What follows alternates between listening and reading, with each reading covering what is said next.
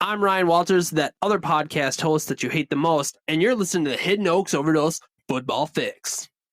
It is Friday, November 24th, 2023, 8 a.m. sharp. This is podcast number 168. Hello, everybody, and welcome to the Hidden Oaks Overdose Football Fix podcast. I am one of your lovely hosts, the Garlic Johnson. We are joined, as always, by our other lovely hostess, the Joshua Mitchell. Josh, say hi to the folk out there. Hi, folk. Appreciate when people chat in the Discord. Appreciate when people check out the segment start times in the description below. And we appreciate at Levi Oki Illustration on Instagram for producing all the beautiful art for the show from the very beginning to today. He's a day oneer. Thank you very much, Mr. Carmel Bear. We are thankful for you. Josh, how you doing today? Hanging in there. Oh, Jesus. When did you turn into a grizzled vet all of a sudden? What? Nom, like most people, I suppose. So, I believe the normal tradition for you these days is you go to the Bunker household on Thanksgiving, and then Nene shows up there, right? Yep. How was that? That was good. Yeah, got there after the old turkey bowl, and had a good time doing that, and kind of just sat on the couch for the next 5 hours, ate some good food, watched some football, was surprised by some football, and then came home, played a little bit of COD, and watched some more football. Wow, Josh. So what was maybe I got too far ahead of myself. What was the turkey bowl like? How many people showed up? Who do you think were the MVPs? How many games did you win? What's the lowdown? This is a football podcast after all.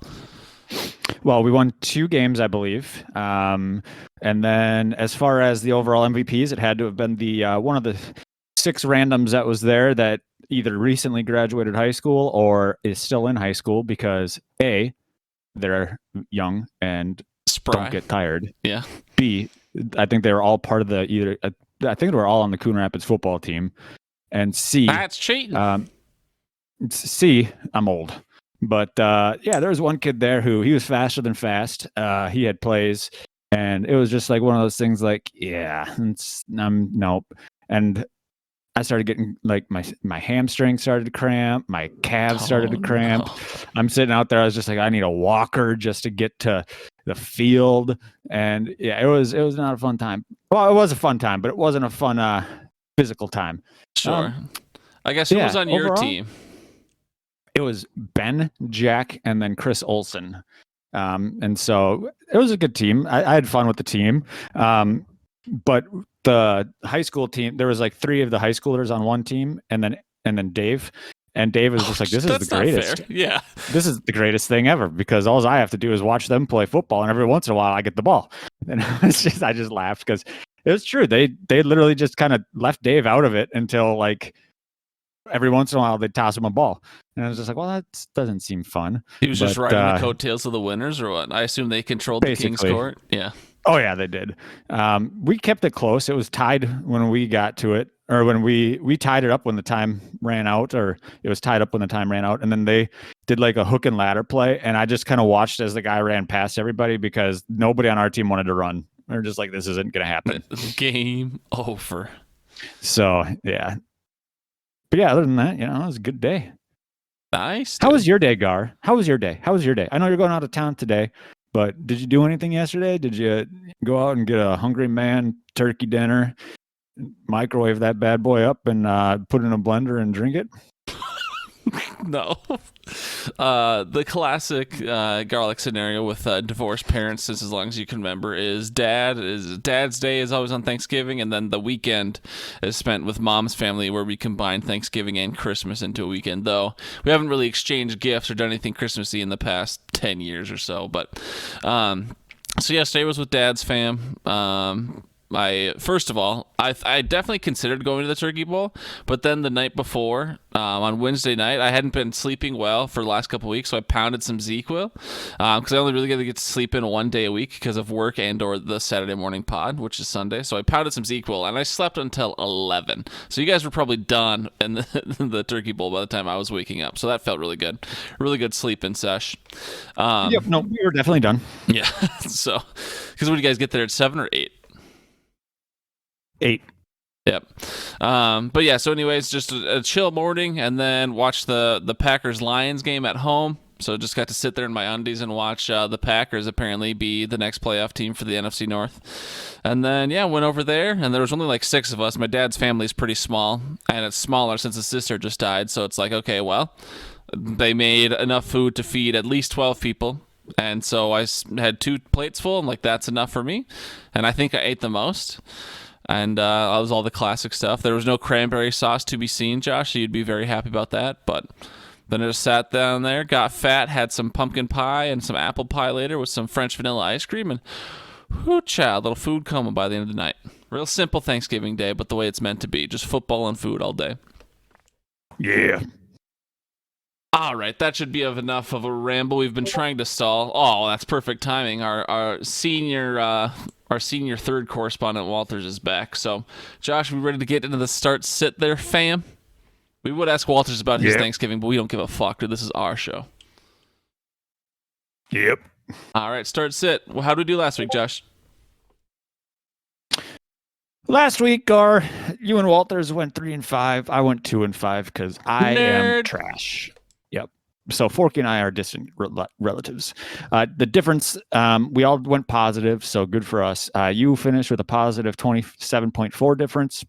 I finished with a positive 21.2 difference, and Walt finished with a positive 22-point difference. Overall, you are 22 out of 50 with a negative 2-point differential. Ooh. I'm 14 out of 50 with a negative 28.65 differential, and Walt is 9 out of 25 with a positive 48.25 differential. I'm almost back to positive. It feels good. Yeah. Let's see how we ruin it this week. Mm-hmm. All right, Josh, based on the letters you've put our names in, it looks like you want me to read this to you first because you want to guess first on the quarterbacks. Josh, in our quarterbacks this week, we are considering, and we do have a Black Friday football game, which should be exciting. I think the first ever one is at 2 p.m. today. But none of those players are playing in that. We have the Gardner Minshew for the Indianapolis Colts playing versus Tampa Bay. We have the Bryce Young for the Carolina Panthers playing at Tennessee. And we have the Dorian something Robinson. Is that his name? I already forget his name. Dorian Thompson-Robinson. There we go. Thompson-Robinson. Okay, Dorian Thompson-Robinson, and the rookie quarterback for the Browns playing at Denver. Josh, you got some young guns on this list. 2 of them are rookies. Gardner Minshew is shagging your 40-year-old mom, but that doesn't make him older. What do you think about these QBs this week? That was rude. Dude, I called Navy 40. She would feel blessed. The streaming QBs. Somebody, if you're looking for somebody to play, most likely don't have them on your roster. But if you're desperate, it's one of those plays where it's like, well, who's got the juicier matchup? Who's going to have more opportunity? I guess of these 3, I don't like. DTR probably has the better matchup. Minshew is kind of the more polished player, but he has a tougher matchup. But I got to go with the mustached man, Gardner Minshew, just because if he's in a list of players to pick from, he's probably going to be my pick regardless. All right, I respect that. I don't know. I mean, Thompson Robinson, he's playing at Denver, and Denver just beat the Vikings, and the Vikings are the best team in the NFL, so I don't know if he has the best matchup, and it's in Denver. Bryce Young has just been bad all year, so he's automatically out. And I think I'm with you. I am starting. I had the start-sit decision: Will Levis versus Carolina or Gardner Minshew versus Tampa Bay, and I went. I'm going Gardner Minshew, so I'll ride with you, Josh. Walters, how do you feel? Would you rather start Minshew, Bryce Young, or DTR? We're going with the Gardner himself. All right. No excitement there. We're all going with the same player, but that's how you know we're all wrong together. Who's next, Josh? Do I have to read them all? What do you mean? I'm just kidding. This week we have running back Isaiah Pacheco at Las Vegas, Joe Mixon versus Pittsburgh, or Bijan Robinson versus New Orleans. So I have a start-sit decision with Mixon already. I posted in the chat earlier. I'm going to by earlier, I mean yesterday, because I'm dumb. But it's already like, are they going to lean heavier on Joe, or is Joe going to be less productive because the other Joe of his team, of the Burrow variety, is out? Pacheco is currently running back 21 on the year. I mean, they have had their bye week, but most teams have by now. He hasn't gotten over 10 points since week 7, so that can be a bit alarming for the Pacheco loyal. Whereas Joe Mixon, he has had 4 straight weeks of 11-plus points. He put up 18.5 last week in half-point PPR. So Joe Mixon's looking real solid. He's running back 13 on the year. And then Bijan Robinson, he's running back 20, so just one slot ahead of Isaiah Pacheco. And he last week was his bye, so he should have fresh legs. Not that he's hurt, but the week before the bye, he put up 17. Let's see. His ceiling is 19.2. He hasn't put up more than 20 in the year. Joe Mixon's ceiling is that 18.5 I mentioned just a moment ago. And Isaiah Pacheco's ceiling is 23.3. So he's the only one who has broken that 20-point mark. I'm taking out Pacheco just from recency bias. It is a division game, but yeah, I mean, Pacheco couldn't even put up more against Denver. So it's between Mixon and Robinson for me, and I think Mixon should be the more sure thing. Playing Pittsburgh, it's another division game, but yeah, I don't know. Something's fishy about Bijan, something's fishy about Atlanta. So I'm going to go with Joe Mixon this week. Josh, what do you think? Yeah, it's a tough. I mean, it's between Mixon and Pacheco for me. I have both of them in leagues, and they're both in my starting lineups. I think that. I like Pacheco. I'm going to go with Pacheco. I don't know, gut feeling, I guess.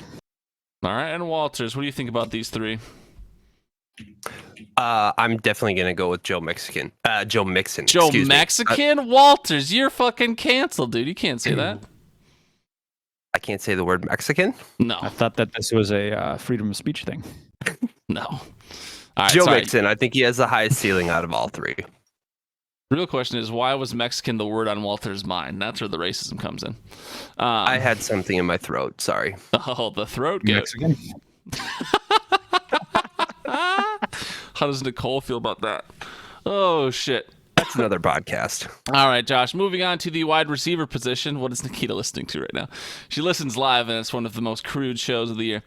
Moving on to the wide receiver position, Josh, we got a couple people playing for the same team, but the team blew up last week. We have Calvin Ridley, wide receiver for the Jacksonville Jaguars, playing at Houston, and his teammate Christian Kirk, wide receiver for the Jacksonville Jaguars, also playing at Houston, believe it or not. And then, Josh, a player I never thought you would pick. People have been down on him for years and years. Maybe this was Narfel, maybe this was you pulling a fast one. But we have Odell Beckham Jr., currently of the Baltimore Ravens variety. He has put together some fantasy productive games this year. Most recently, I think just last week, he was pretty good. So who do you like? Do you want one of the Jaguar brothers in Ridley or Kirk, or are you feeling some OBJ? Well, OBJ is, I think, a little bit banged up. Been banged up all year, dude. Yeah, that's true. And I picked Kirk last week, and he didn't get many points. Ridley blew up, so I don't expect him to repeat that performance. So I'm going to go with Calvin Ridley. All right. Let's pull up the tail of the tape here. So Calvin Ridley, last week he put up 31 points in half-point PPR. He had 7 receptions for 103 yards and 2 touchdowns. That's a pretty electric performance out of Calvin Ridley. I do think D'Amico Ryan is going to be a bit more of a competition than whatever Tennessee's doing these days. And it's a division game, so those can always be weird. So, I mean, if I'm picking one of the Jaguars, I'm definitely picking Ridley over Kirk. Kirk has not been nearly as productive as Ridley. Recently, Kirk has had the better year overall, but Ridley has been hotter more recently.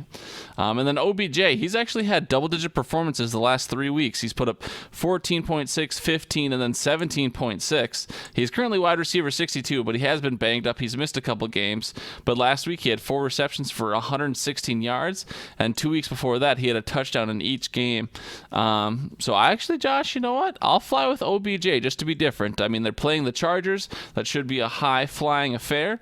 And so I'll rock with OBJ just to be a little bit different. Walters, who do you like here? Ridley, Kirk, or OBJ? This one was really tough. You have to figure that in Baltimore, they lost their number one target hog in Mark Andrews, so they're going to distribute the ball a little bit differently than what they normally would. And then when you're looking at the 2 wide receivers in Jacksonville, I think it comes down to matchup, like who's just going to be more open or who has more talent. And I definitely think Ridley has that, but I'm with you. I think OBJ is on fire right now. I know 2 of his weeks were touchdown dependent, but I still think OBJ can get it done here in this situation. So I'm going OBJ. God damn it, Walter! You just had to pick the same player as me. We went 3 of 5 last week together. I mean, but it was with different players. It's not like we had the same 3 players everywhere. That's why I scored more points than you last week, Walters. Anywho, Josh, who's next? Next, we've got the tightest of ends. David Njoku at Denver, Taysom Hill at Atlanta, or Evan Ingram at Houston. Okay, I am pulling up the tail of the tape because apparently I skipped this one somehow. I went straight to the flex position when that is a silly thing to do. What's the last one? Evan Ingram. Wow, a lot of Jaguars today. So we've got. There's only 5 games to pick from. Hell? What do you mean? Why is there only 5? Why couldn't you have done today's game? Because they weren't on the Narfle. Well, that's on Narfle, not on. All right, anyways, David Njoku, he's tight end 12. His ceiling for the year is 15.5. His floor of the year is 3, so that's not good. Taysom Hill, of course, is that huge boomer bust option. Some week he'll have multiple touchdowns. He gets involved in the game in weird ways. But last week, before his bye against Minnesota, he had only put up 3.3 points. That's pretty disappointing. The 3 weeks before that, he was in the double digits. And then Evan Ingram's tight end 13. So in a 12-man league, he's not even worth starting in theory. So I'll just eliminate Evan Ingram. Even in their blow performance last week, he only had less than 5 points, 4 receptions for 29 yards. So it's between Taysom Hill and David Njoku, with DTR being in over Deshaun Watson. I'll just go Taysom Hill. He might get you just 2 points. He could get you 20. I'll ride that wave for the boom. I'll take Taysom Hill. I'm gonna go with David Njoku on this one. DTR came in, and I believe he was targeted 15 times, and so there seems to be a little bit of a comfortable relationship there. I don't know if it was 15 times last game or 15 times in the 2 games that he's played. It was 15 times last week. Yep. So I'm going to go with David Njoku just for the volume aspect. All right. Walters, who do you like? Njoku, Hill, or Ingram? I'm definitely going David Njoku just for the same reason that Josh had. Well, I quit. I was going that way regardless. That's what they all say. All right, Josh, we are looking for some flexual healing for some people's fantasy performances this week. We have Mr. Ezekiel Elliott for the New England Patriots playing at the New York Giants, a team he has played a lot back when he was in Dallas. We have Keaton Mitchell, running back for the Baltimore Ravens, playing at Los Angeles Chargers in SoFi. And then we have who I assume is KJ Osborne, wide receiver for the Minnesota Vikings, playing versus Chicago. Josh, do you like Zeke, Mitchell, or Osborne this week? I do think that Zeke is going to have a little bit more value than previous weeks. He's had not necessarily a breakout, not a great season, but he's had some opportunities, and the Giants are just a dumpster fire, on fire, in a fire, filled with dumpsters. And so, I think he'd be an okay pick, but since you asked me who I like, I have to go with the person who shares my last name, Keaton Mitchell at the Chargers. Okie dokie. For no reason other than that. All right. Well, I mean, to be fair, so Zeke last week did put up 10.8 fantasy points. He had 13 carries for 54 yards. So that's a little over 4 yards per carry. He also had 2 receptions for 34 yards. So that's a nice to see. But that was before their bye week. Who knows what they're coming out of the bye week with? Who knows what Billy B's been cooking? Probably meth at this point. Keaton Mitchell, he did have his highest snap share percentage of the year last week. He had a 36% snap share, 8 carries for 33 yards, so 4.13 yards per carry, much less than his previous performances of 11.33 and 15.33 yards per carry, but what do you do? But he did, his snap percentage has been increasing each week. And then KJ Osborne has been mostly a nothing burger since Josh Dobbs has gotten to town. His snap percentage last week was 96. And he did miss, I don't know, he didn't miss the New Orleans game, I don't think, did he? I don't know, maybe he did. But anyways, he had a 96% snap share last week, and he only got 2 targets for 1 reception for 7 yards. So, I mean, I don't know that I particularly like any of these options. I don't find any of them very appealing. But I'll just go KJ Osborne just because, I guess. I don't know. Walters, what do you think? I think I want to go with Keaton Mitchell because I just think that he has the most in the tank right now. I mean, probably talent-wise. And again, with Mark Andrews being out, the game plan's going to be changing up. I think they're going to probably rely heavier on the run. So I think Keaton Mitchell is going to have more volume in that sense. So I'm going to go with him. Yeah. Okie dokie. Moving on, Josh. Ooh, it looks like you did it and I did not because I'm a bad host, mate. Who is your FanDuel bust of the week? This week I picked Alvin Kamara, $8,700 at Atlanta. Whoa, dude, how dare you? I mean, I have him in a league too, but it's more so because of the fact that Atlanta is duty and they run the ball all the time, and I don't know. I see it being more of a low possession opportunity type game for 8,700. He's probably still going to get points, but I don't know if it would be worth that much. Interesting, yeah. So I just pulled it up right now to try and just pick someone on the fly, and just because I always like load up the flex position because that is everyone but the quarterbacks of the defenses, and he's the second most expensive player. Only AJ Brown is more expensive than him this week. Of course, a lot of games will have already been played by then. There'll be 4 football games by the time Sunday noon rolls around. But this is interesting. Ooh, Kyron Williams is 8,200. He's coming back from injury. I'll go with Jamar Chase still. I mean, he's still up at 8,100. And yeah, Joe Burrow's out for the year, so I'll go with Jamar Chase as my bust of the week. With that, Josh, we've got our weekly preview, and we still have plenty of time to sit here and talk about it. I'll get yours and Walter's thoughts because he happens to be here. I guess, Josh, I have the day off already. It's a holiday for me, so I didn't have to take PTO or FTO, as you call it. So I don't know if you chose to take the day off or the county just gives it to you. But how do you feel about Black Friday football? Of course, Amazon's trying to hype it up because they want more eyes on screens. But what do you normally do with your Black Fridays, and will it be different now that there's going to be a football game every year? Well, ever since they transitioned into the whole Black Friday starts in July, it's been just kind of whatever as far as what I do. We are going to go down to Riverdale and hit up a few stores, not necessarily for the deals, but just to get out of the house. Sure. And then we will, from there we'll come home and Asher will nap, and I'll probably hit up the bike to loosen up my legs a little bit and see if that helps with the fact that I'm old. And then, probably watch some football when Asher wakes up from his nap. Then we'll meet my dad and stepmom for dinner. That sounds lovely. So are you in any way planning around the football game? The kickoff, I believe, is at 2 p.m. for us Central Timers, Central Standard Time at the moment. So are you planning to be home by the start of the game, or could you care less and you'll just, if you happen to be home, you'll turn it on for a bit? Oh, we'll be home because Asher's nap starts at noon. I see. it changed a little bit yesterday with just all the festivities and him being excited for the fact that, he was at grandpa and grandma's house and there were a bunch of people around. So his nap didn't start at noon. It started at like 2:00.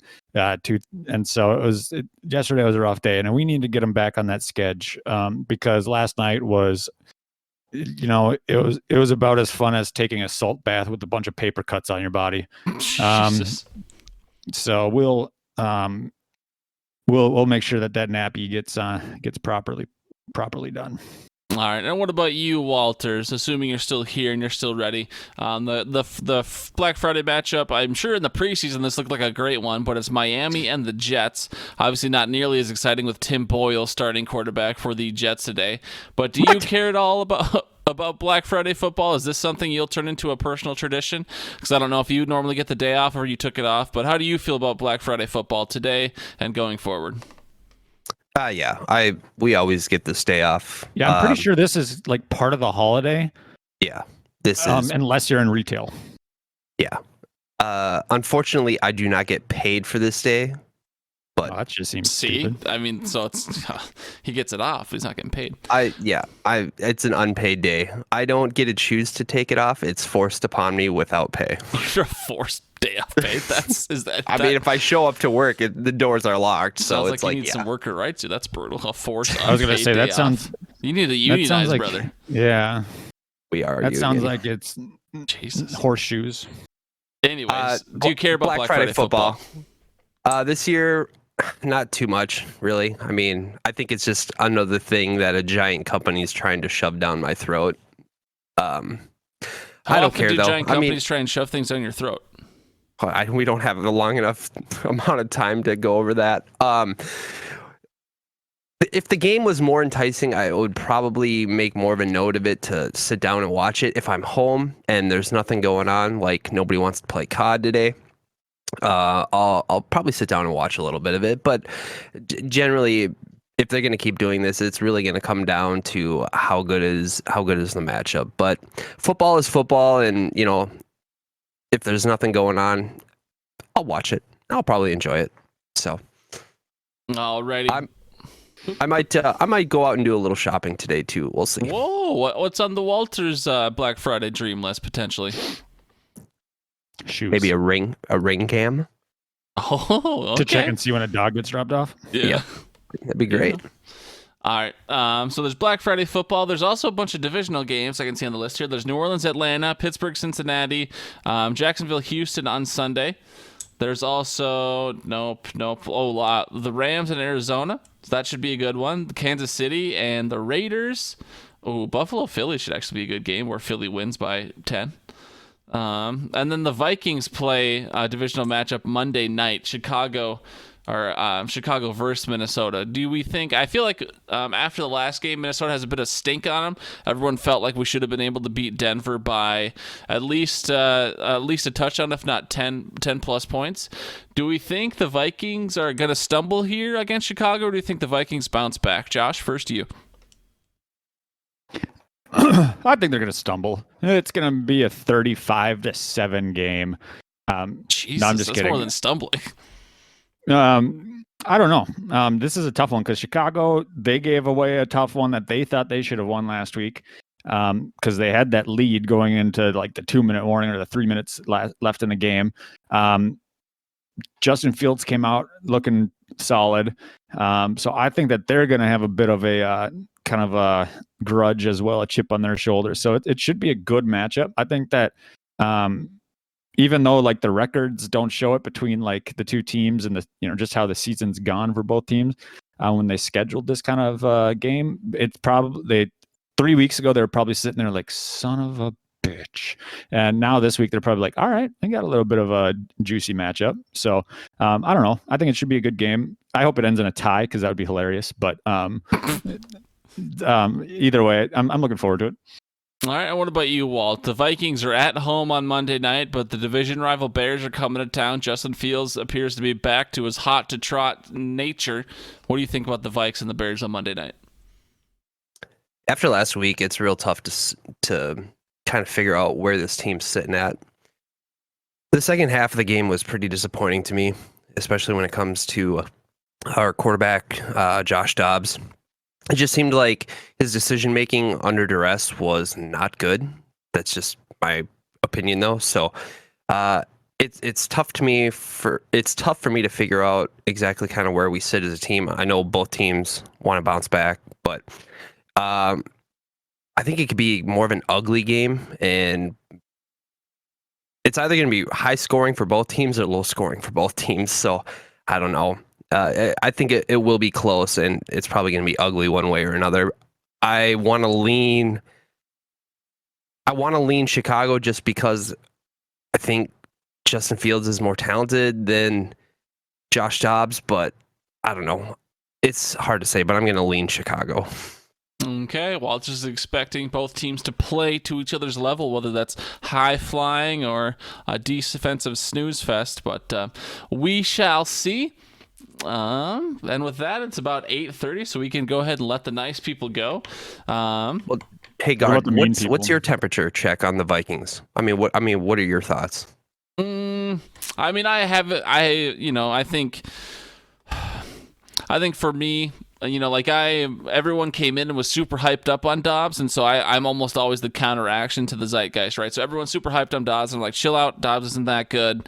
But then after the Denver game, I'm just like, all right, well, Dobbs is a little bit better than maybe we're giving him credit for. Sure, like Al pointed out, it looks like he can't lead a receiver to save his life. And sometimes I think he does get way too panicky. We saw him get sacked a couple times where he was just running around trying to do the cool things he did in previous games, and it did not work out. The Denver defense is a little more disciplined, it appeared, and containing him and getting ready to sack him when he does that weird, like, I'm going to sprint, I'm going to circle out, but I'm going to do it in a 5-yard loop versus a tight little run out.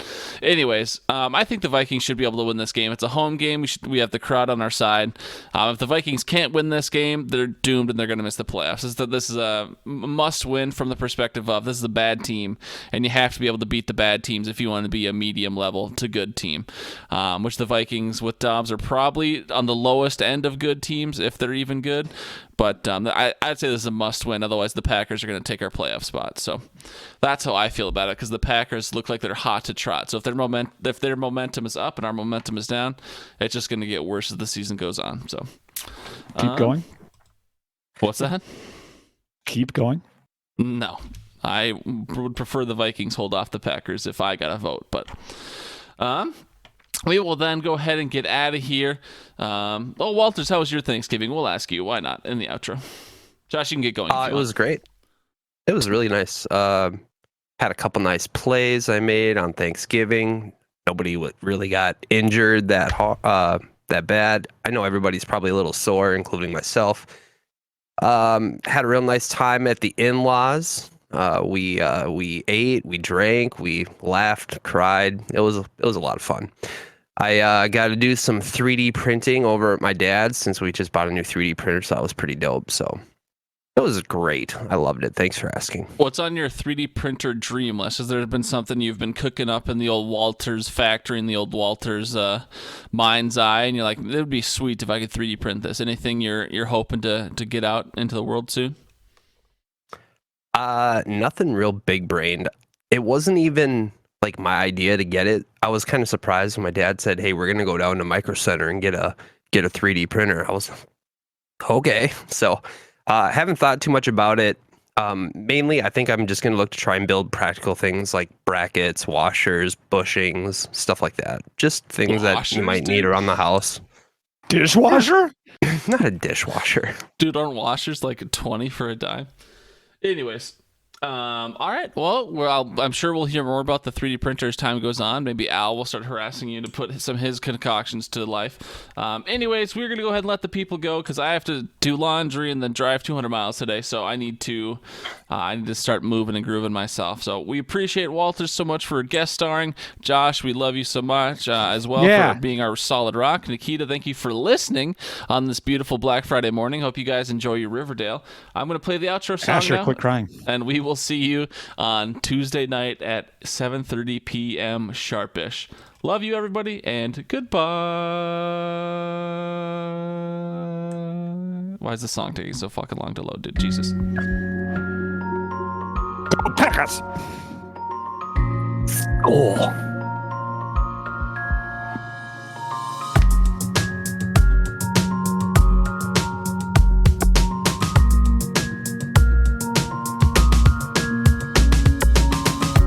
like 2 Saturdays in a row for Nikita showing up live. Dude, she's a dedicated fan. The most Probably dedicated silent fan we have. Probably the best.